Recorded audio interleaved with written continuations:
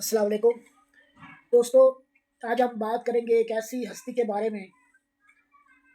جو اپنی ساری زندگی ایندھن بند کر قربان کر دیتا ہے اور کبھی اپنی زبان پر ایک حرف تک نہیں لاتا۔ کبھی اس کے منہ سے یہ بھی سنا گیا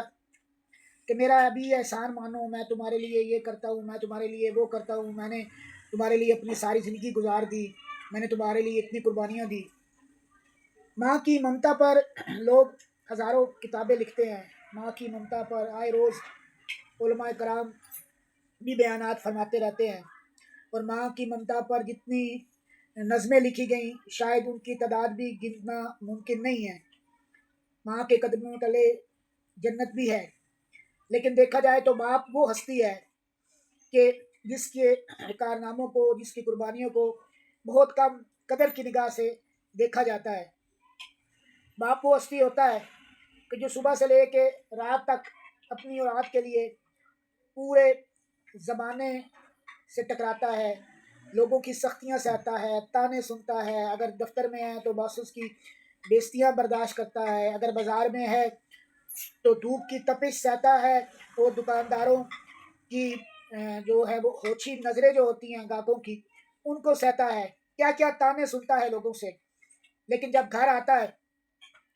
تو اپنی اولاد کے لیے ایک شفقت کا خزانہ بنا ہوا ہوتا ہے۔ اس کے چہرے پہ سے کبھی نہیں لگتا کہ آج یہ کن کن مصائب کا سامنا کر کے آیا ہے۔ دوستو، تاریخ کو کھنگالیں تو باپ کی محبت کے بے شمار واقعات آپ کو نظر آئیں گے۔ ایک بڑا مشہور واقعہ شہنشاہ بابر جو مغل شہنشاہ ہے ان کا آتا ہے کہ جب ان کا بیٹا ہمایوں سخت بیمار ہوا تو بابر نے بارگاہ خدا بندی میں دعا کی کہ یا باری تعالیٰ، اگر اس کی بیماری کے بدلے میری جان کو تو لینا چاہتا ہے، یعنی اگر اس کی جان کے بدلے تو میری جان لینا چاہتا ہے تو میں دعا کرتا ہوں کہ اس کی ساری بیماری مجھے دے دے اور اس کو صحت دے دے اور اس کے بدلے میری جان لے لے۔ یہ ایک باپ کی دعا تھی، اور تاریخ گواہ ہے کہ اس کے بعد ہمایوں صحت مند ہونا شروع ہو گیا اور بابر بیمار پڑنا شروع ہو گئے اور آخر کار دنیا سے چلے گئے۔ اس کے علاوہ بے شمار واقعات تاریخ میں ملتے ہیں۔ ایک اور مشہور بادشاہ تبش کا واقعہ ملتا ہے کہ جس کی تلوار میدان جنگ میں کبھی نہ رکتی تھی، ایک سخت گیر بادشاہ تھا، لیکن جب اس کا بیٹا فوت ہوا تو اپنے بیٹے کو لحد میں اتارنے لگا تو اس کے ہاتھ کانپنے لگ گئے، وہ رو پڑا۔ پہلی بار دنیا نے اسے روتے دیکھا تھا۔ لوگوں نے پوچھا کہ آپ تو بڑے جگرے والے ہیں اور بڑے حوصلے والے ہیں، بڑی بڑی لاشیں دیکھی آپ نہیں کانپے، لیکن یہ کیا بات ہے کہ آج آپ کے ہاتھ کانپ رہے ہیں؟ تو اس وقت اس نے جواب دیا کہ ٹھیک ہے، میں ایک فوجی ہوں، میں ایک سپہ سالار ہوں، میں ایک سپاہی ہوں، لیکن وہاں میں ایک باپ بھی ہوں۔ یعنی جو باپ ہوتا ہے وہ اس کی جو سختی ہوتی ہے، جو اس کی سخت مزاجی ہوتی ہے، وہ بظاہر سخت مزاجی نہیں ہوتی، بلکہ وہ اولاد کو ایک رستے پر چلانے کے لیے ہوتی ہے۔ وہ چاہتا ہے کہ میری اولاد کامیاب ہو، میری یہ اولاد جب لوگوں میں بیٹھے تو اس کا سر صرف اپنا سر فخر سے بلند نہ کرے، بلکہ وہ خود بھی ایک کامیاب اولاد کہلائے۔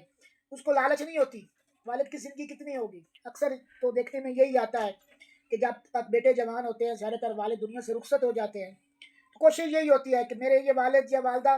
والدین، ان کی روح ہوتی ہے وہ کہتے ہیں کہ مرنے کے بعد بھی اپنی اولاد کے لیے تڑپتی رہتی ہے، کوشش یہی ہوتی ہے کہ ان کی جو اولاد ہے وہ کامیاب ہو۔ تو گزارش یہ کروں گا کہ اس سے پہلے کہ آپ کے والد جو ہیں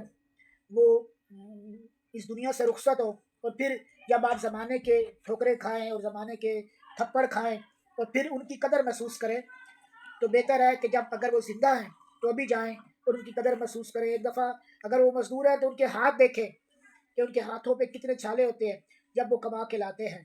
ان کے بچپن کا کوئی فوٹو اٹھا کے دیکھیں، اور اب سارا دن تپتی دھوپ پہ کام کرنے کے بعد ان کا فوٹو اٹھا کے دیکھیں، اور پھر رنگ دیکھیں کہ قدرت نے کتنے سفید رنگ سے نوازا تھا، اور سارا دن بچوں کے لیے کام کرتے کرتے دھوپ پر ان کا رنگ کس قدر وہ تپش کی وجہ سے وہ سانولا پڑ گیا ہے۔ تو دوستو، ابھی والدین زندہ ہیں اور والد خاص کر زندہ ہے۔ ماں کے بارے میں تو بے شمار دفعہ ہم سنتے رہتے ہیں، تو والد کی بھی قدر کریں اور زندگی میں ان کو احساس دلائیں کہ انشاءاللہ تعالی ہم آپ کے احسانات کا آپ کی محنتوں کا، آپ کی مشقتوں کا، آپ کی قربانیوں کا نہ صرف احترام کرتے ہیں بلکہ ان کی قدر بھی کرتے ہیں۔